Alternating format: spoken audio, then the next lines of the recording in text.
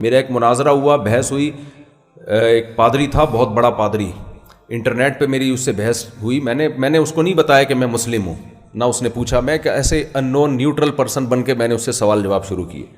میں نے کہا مجھے ایک بات بتاؤ کہ اگر کوئی شخص عیسائی مذہب قبول کرتا ہے تو آپ کو پتہ ہے کہ اس کو بہت قربانی دینی پڑے گی، خاندان دشمن ہو جائے گا. تو عیسائیت میں اٹریکشن کی ایسی کون سی چیز ہے جسے دیکھ کے کوئی شخص یہ قربانی دے، خاندان کو چھوڑ دے؟ تو اس نے کہا عیسائی مذہب بہت زبردست مذہب ہے، اس میں ہے کہ سچ بولو جھوٹ نہ بولو. میں نے کہا یہ تو ہندو بھی کہتے ہیں سچ بولو جھوٹ نہ بولو، یہودی بھی کہتے ہیں سچ بولو، اس کے لیے عیسائی ہونے کی کیا ضرورت ہے بھائی؟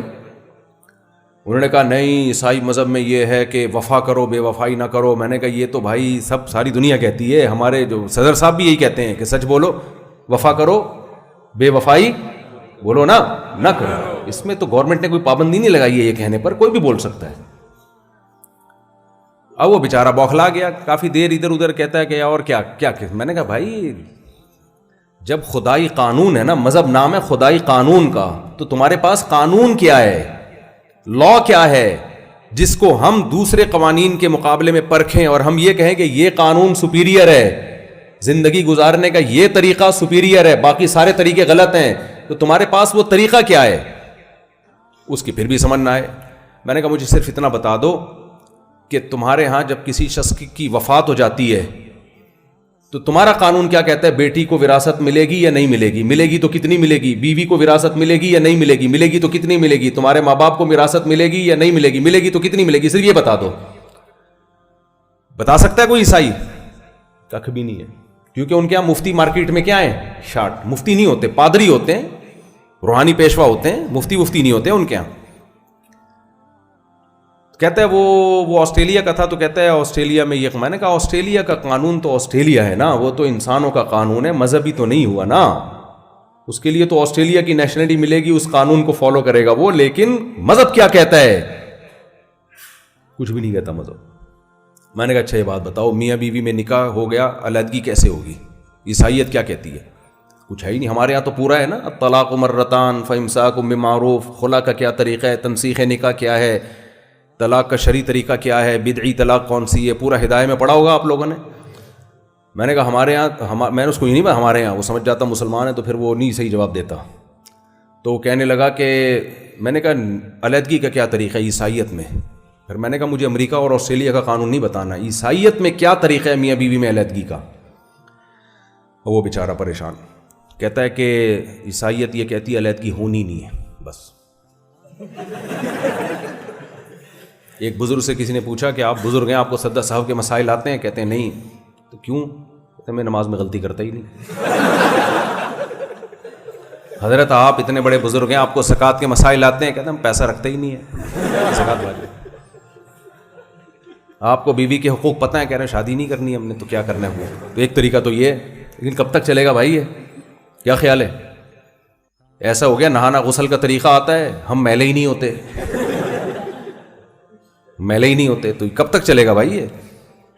تو اس کا بھی یہی جواب کا طریقہ تھا کہ عیسائیت میں یہ ہے کہ محبت سے رہو، علیحدگی ہو ہی نہیں. میں نے کہا بھائی مجھے یہ بتا، محبت سے تو رہنا چاہیے، سب مسلمانوں کو محبت سے رہنا چاہیے، لیکن آپ کو پتہ ہے اگر نہیں رہ رہے ہوں پھر کیا کریں گے؟ کہہ رہے نہیں، عیسائیت کہتی ہے اگر تم جوڑ کے رکھنا چاہو گے تو جوڑ پیدا ہوگا. میں نے کہا وہ چاہ رہا ہے وہ نہیں چاہ رہی، یا وہ چاہ رہی ہے یہ نہیں چاہ رہا، پھر کیا ہوگا؟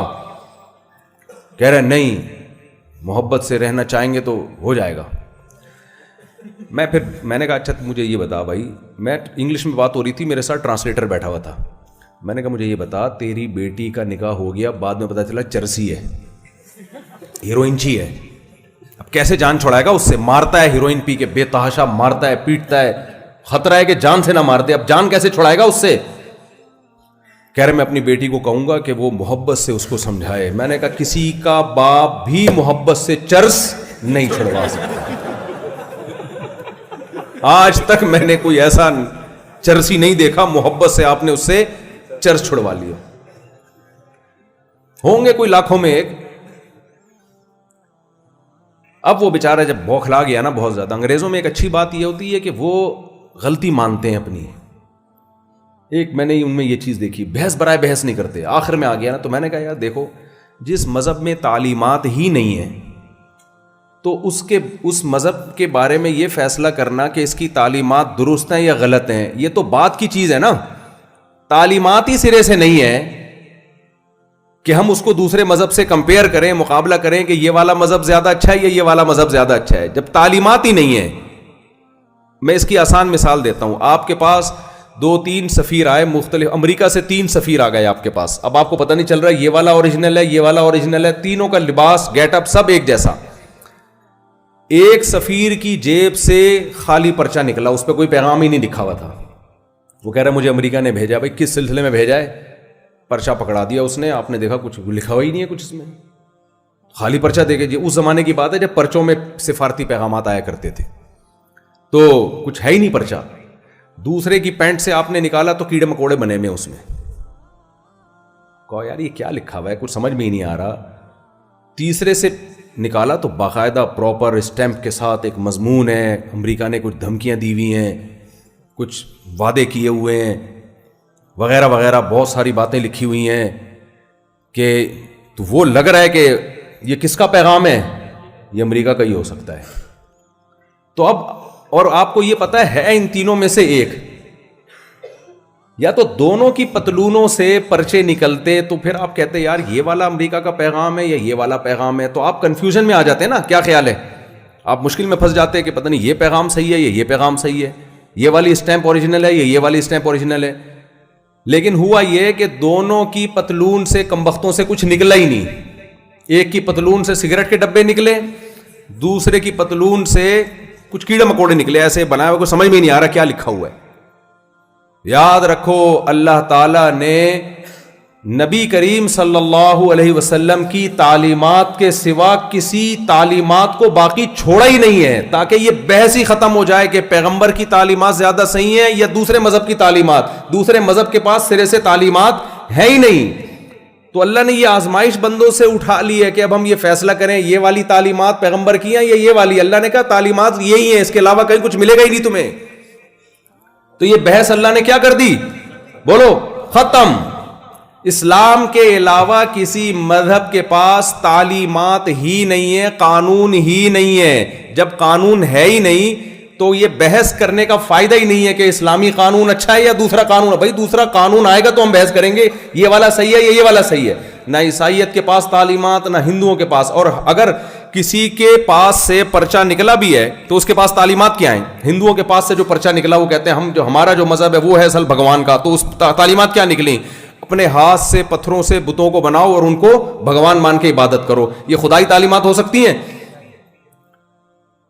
ہے بھائی, گائے کے پیشاب کو مقدس مانو, گائے دودھ دیتی ہے. تو یہ تعلیمات, جیسے امریکہ نے کوئی پیغام بھیجا, میسج, سفیر آیا اور کہا میں امریکہ کی طرف سے سفیر ہوں, اس کے پاس سے پیغام کیا نکلا, وہ لائن ٹوٹی ہوئی ہے, گٹر لائن بہہ رہی ہے, اس کو ٹھیک کروا لو. آپ فوراً بولو گے یار اتنی بڑی اسٹیٹ اس طرح کا میسج حکومت پاکستان کو بھیج سکتی ہے کیا؟ مجھے اگر آپ تھک گئے ہو بھائی, حکومت پاکستان کو امریکہ نے پیغام بھیجا کہ فلاں سے کہو اپنا سر منڈوا لے, اس کے سر میں جوئیں پڑ گئی ہیں, اور مدرسہ حسنین کا بجلی کا بل ادا نہیں ہوا ہے, ان کے محتمیم سے کہو کہ ٹائم پہ بجلی کا بل پے کر دیں. تو پیغام کا جو مضمون ہے اسے دیکھ کے لگ جائے گا کہ یہ امریکہ جیسی گورنمنٹ کا پیغام ہو ہی نہیں سکتا. تو کچھ مذہب ایسے ہیں ان کے پاس سے جب تعلیمات نکلی, کچھ مذہب کے پاس سے تو خالی کاغذ نکلے ہیں, کچھ نکلا ہی نہیں ہے. کچھ مذاہب ایسے ہیں جن کے پاس سے جب تعلیمات نکلی تو دیکھ کے پتہ چل گیا یہ خدائی تعلیمات کسی صورت میں نہیں ہو سکتی. تو میرے بھائی اسلام ہی ہے جس کے پاس تعلیمات ہیں. تو اگر مذہب دنیا میں کوئی ٹھیک ہے تو وہ صرف اور صرف کون سا مذہب ہے؟ وہ اسلام ہے. اور وہ ٹھیک اس لیے ہے کہ اس کے مقابلے میں جتنی دعوتیں وہ انسان کی عقل کی بنائی ہوئی ہیں. تو انسانی عقل کسی چیز کے اچھے یا برا ہونے کا یقینی فیصلہ کر ہی نہیں سکتی, کیونکہ یہ عقل کا ٹاپک ہے ہی نہیں. تو وہ علم جو اللہ نے آسمان سے اتارا ہے انسانوں کی ہدایت کے لیے, انسان کو انسان بنانے کے لیے, وہ صرف اور صرف اور صرف اور صرف کس کے پاس ہے؟ اسلام کے پاس ہے, اور آپ کے پاس ہے, آپ کے علاوہ کسی کے پاس نہیں ہے. تو اتنی بڑی فضیلت کے بعد کوئی احساس کمتری یا یہ کہ میں ڈاکٹر بن جاتا, میں یہ کر لیتا, کاش میری قسمت میں ہوتا, میں خریدتا ایک کھوتا, کبھی تو سوار ہوتا کبھی میں سوار ہوتا. طلبہ یہی باتیں کر رہے ہوتے ہیں. تو سب سے بڑا علم اللہ کس کو دے رہا ہے؟ آپ کو دے رہا ہے. ایک دوسری اور آخری بات, یہاں ایک سوال پیدا ہوتا ہے, بھائی یہ تو بہت سارے لوگ یہ دین کا علم حاصل کر رہے ہیں, اس میں بھی تو بہت سارے ہیں نا, کیا خیال ہے؟ ہری پگڑی, نیلی پگڑی, کالی پگڑی, سفید پگڑی, ٹانگیں چوڑی, ٹانگیں پتلی, زور سے آمین, آہستہ آمین, اور کچھ بالکل آزاد خیال لوگ ہیں, وہ سب جائز. تو ہر طرح کے اسکالر مارکیٹ میں آ رہے ہیں, پتھر اٹھاؤ مذہبی اسکالر نکلے گا, مفتی نکلے گا, مسائل بتانے والا نکلے گا, یہ جائز ہے, یہ ناجائز ہے. طلاق پر اتنا اختلاف ہے, طلاق کے مسائل پر, کوئی کہہ رہا 3 ایک ہوتی ہے, کوئی کہہ رہا 1 بھی نہیں ہوتی, کوئی کہہ رہا یہ ہے ہی نہیں, کورٹ کا کام ہے ڈیورس دینا. اب تو یہ بھی چل گیا ہے, یہ عوام کا, شوہر کا کام ہی نہیں ہے. تو عدالتی خلا پہ دیکھ لو, ہر جگہ آپ کو مذہب کا لیبل لگا کے اس کو مشرف با اسلام کرنے والے لوگ, ہر الٹے کام کو مشرف با اسلام. کل مجھے یاد ہے کسی نے مجھے طنز کیا کہ میں نے کہیں امریکہ میں بیان کیا کہ ہینڈ سلاٹر ضروری ہے, آپ جب تک ذبح نہیں کر لیتے, بسم اللہ نہیں پڑھ لیتے, وہ کھانا آپ کے لیے حلال نہیں ہے. اتنا لمبا چوڑا واٹس ایپ پہ میسج بھیج دیا, یہ مفتیوں نے دین کو مشکل بنایا ہوا ہے, فلاں فقیہ کا قول ہے بسم اللہ کے بغیر بھی کھا لیتے ہو, فلاں کا. تو اتنے اقوال اور اتنے مفتی مارکیٹ میں, پتہ کیسے چلے گا کون صحیح ہے کون غلط ہے؟ کیا خیال ہے؟ آپ کو کیسے پتا چلے گا آپ جو علم حاصل کر رہے ہو وہ سچی مچی کا اسلام ہے؟ یہ اس کا معیار کیا ہے؟ اس کا معیار بہت آسان ہے, کوئی راکٹ سائنس نہیں ہے اس میں. دیکھو اللہ تعالیٰ نے قرآن میں کیا فرمایا,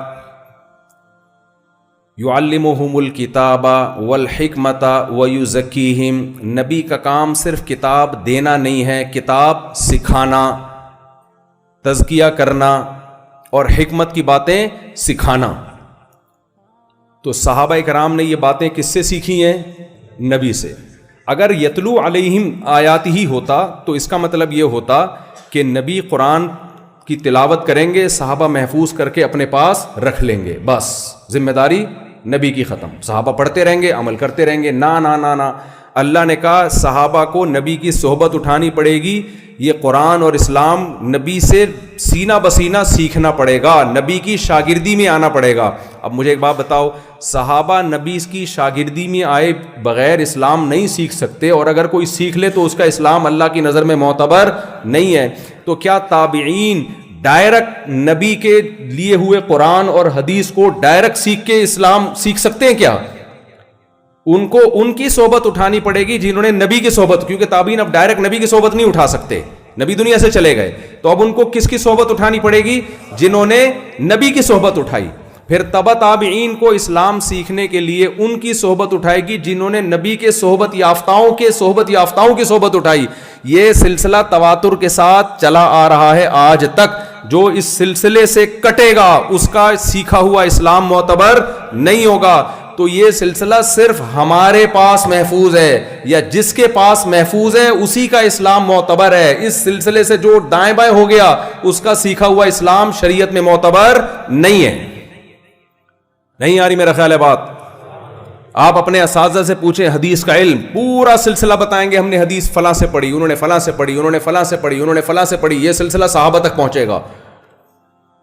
فقہ کا علم فلاں سے فلاں سے فلاں سے فلاں سے ہوتے ہوتے ہوتے ہوتے امام حنیفہ تک, پھر وہاں سے حماد الکوفی تک, پھر ابراہیم نخعی تک, پھر علقمہ تک, پھر عبداللہ بن مسعود تک, اور وہاں سے کہاں پہنچے گا؟ نبی صلی اللہ علیہ وسلم تک. تو ہمارے جتنے علوم ہیں ان میں ہر علم کی سند تواتر کے ساتھ کہاں تک پہنچتی ہے؟ نبی تک پہنچتی ہے. تو جن کے علم کی سند ہی نہیں ہے, لوگ مجھ سے آ کے کہتے ہیں نا علماء دیوبند کے یا تمہارے جو اکابر تھے ان کے عقیدے غلط تھے تو ان کے عقیدوں پر ہم سے مناظرہ کرو. تو میں ان سے جواب میں کہتا ہوں, وہ کہتے ہیں تمہارے باباؤں کے عقیدے غلط تھے, تم اپنے باباؤں کے عقیدے صحیح ثابت کرو. تو میں ان سے کہتا ہوں کہ ٹھیک ہے, میں ان سے کہتا ہوں بھائی میرے عقیدے پر بات کرو. کہتے نہیں ہمیں آپ کے عقیدوں پر اعتراض نہیں, آپ کے جو آباء و اجداد تھے, جو روحانی بابے تھے, ان کے عقیدے غلط ہیں. تو میں ان سے کہتا ہوں ٹھیک ہے، جو ہماری روحانی بابا تھے نا، میرے عقیدوں کی بات کرتے تو میں تمہارے عقیدے پہ اعتراض کرتا، تو آپ جب بابا کی بات کر رہے ہو تو پھر بابا بابا کھیلتے ہیں مارکیٹ